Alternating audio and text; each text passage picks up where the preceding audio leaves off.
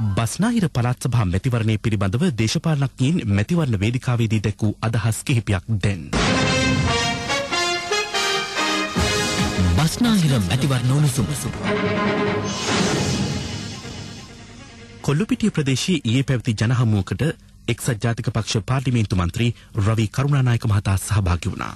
අද ජනතාව දුප්පත් කරලා තියෙනවා. රට බංකොලොත් කරලා තියෙනවා. මේ රට සමගිතාවය කෑලි කුඩුපට්ටම් කරලා තියෙනවා. ලංකාව ලෝකෙත් එක්ක තියෙන සම්බන්ධකම් ඈත් කරලා තියෙනවා. අපිට තියෙන්නේ මේ ශ්‍රී ලංකා නිදහස් පක්ෂයේ ජනතා වීථි පෙරමුණේ හෙළවුරුමේ බොරු කරන ආණ්ඩුව ගෙදර යවන්න තියෙන වැඩපිළිවෙල. ඒ නිසා තමයි මේ පළාත් සභා ඡන්දය අද උණුසුම් තත්ත්වයකට පරිවර්තනය වෙලා තියෙන්නේ.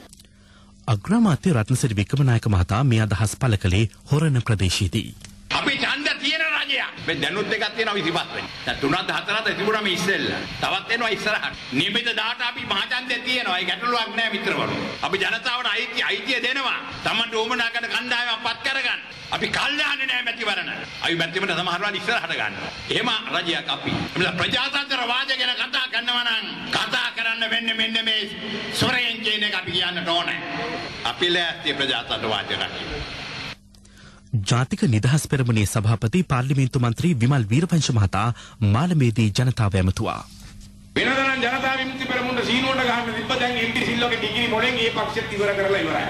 ගත්තු අමන මරිමෝඩ තකතියු තීරණ හන්දා ජනාධිපතිවරණයෙන් පස්සේ ගන්න ඕන භූමිකාව නොගෙන කැලේ පැනලා ගස්කල් වලට පොළුග ගහ ඉන්න පටන් ගත්තු හන්දා වෙන ජල්ලියක් අල්ලන්න ගිය හන්දා දැන් හතර ගාතෙන් වැටිලා අනේ බලනවා දැන් මනමිනියක්වත් උස්සගෙන ගිහිල්ලා මේ පැටෙන පරාජිත ඉරණයෙන් ගැලවෙන්න පුළුවන් දෙයක්. හොරණ ප්‍රදේශයේ ජනහමුවකට එක් වූ එක්සත් ජාතික පක්ෂ ජාතික සංවිධායක එස්.බී. දිසානායක මහතා. ඊවන විදිහට මේ මහා ප්‍රපාතයට අද අපි සමහර පැති වලින් කිත් වෙලා ඉන්නවා සමහර පැති වලින් ඊටත් වඩා බහාන වෙලා. CTB සේවකයන්ට මාසෙට 3 සැරේට 4 සැරේට පඩි ගෙවන්නේ. දැන් අවුරුදු බෝනස් ඇඩ්වාන්ස් මොකක්වත් උත්සවාත්තිකාරම් මොකක්වත් නැතුව පඩිත් නැතුව අද අගෙන තියෙනකොට කොරෝනා බස් ඩිපෝ එකත් ස්ට්‍රයික් කරනවා. කොහටද මේ රට යන්නේ? ඒ එක්සත් ජාතික පක්ෂ ජාතික සංවිධායක එස්.බී. දිසානායක මහතා. බස්නාහිර මැතිවරණ උණුසුම.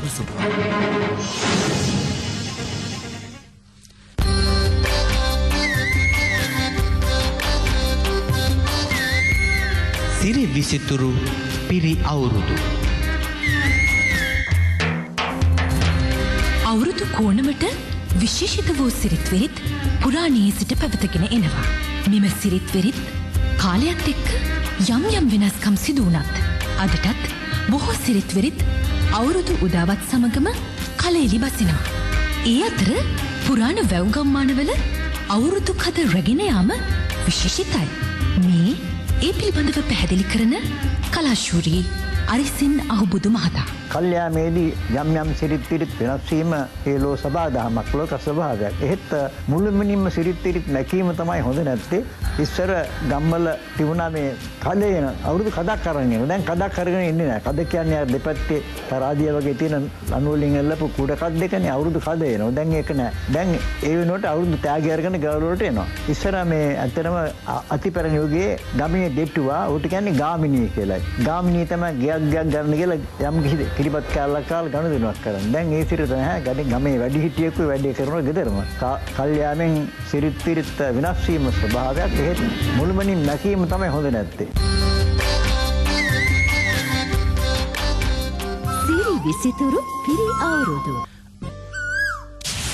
News first.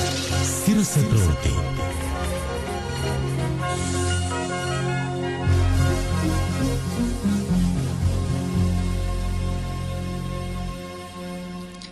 විදේශීය ප්‍රවෘත්ති සංස්කරණය උදේවණ්‍ය ආරච්චි ඉදිරිපත් කිරීම රෝෂිනී විජේසූරිය. ඊශ්‍රායලයෙන් නියමුවන් රහිත ගුවන් යානා මිලදී ගැනීමට රුසියාව සූදානම් වනවා. රුසියානු නියෝජ්‍ය ආරක්ෂක අමාත්‍යවරයා පවසන්නේ ඇමරිකානු ඩොලර් මිලියන 50ක් වටිනා මෙවැනි යානා ඊශ්‍රායලෙන් මිලදී ගැනීම සඳහා දැනටමත් ගිවිසුම් නත්සන් තබා ඇති බවයි. මේ අතර රුසියාවට සෝවියට් සම්ප්‍රදායීය ආයුධ පමණක් ප්‍රමාණවත් නොවීම මෙවැනි ආයුධ ගනුදෙනුවක් තුළින් පිළිඹුවන බව ජාත්‍යන්තර විචාරකින් පවසනවා.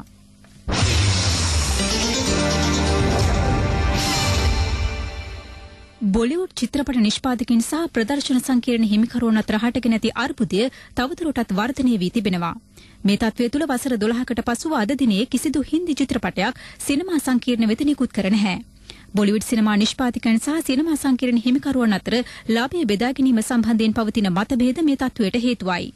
පවතින ගැටලුව විසඳාගත නොහැකි වුවහොත් ඉදිරි සති දෙක ඇතුළත දැනට ප්‍රදර්ශනය කරන චිත්‍රපටද ඉවත් කර ගන්නා බව බොලිවුඩ් නිෂ්පාදකයන්ගේ සහ බෙදාහරින්නන්ගේ සංගමය පවසනවා.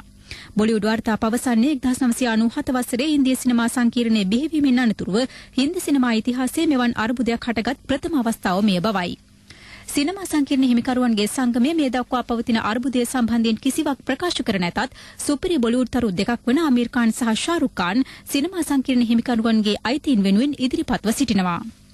ඊළඟට Around the World in 99 seconds. Around the World in 99 seconds. භූතානයේ දොඩම් වගාව වෛරස් රෝගයක් හේතුවෙන් විනාශ වී යාමේ අර්බුදයක් මතුව ඇති අතර දොඩම් අපනයනයේ එරට ප්‍රධානතම ආදායම් මාර්ගයයි.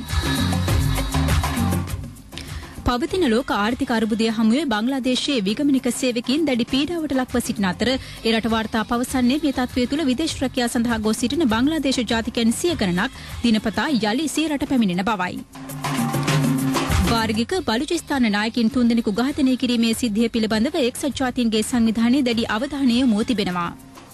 Around the World in 99 seconds. Biz first.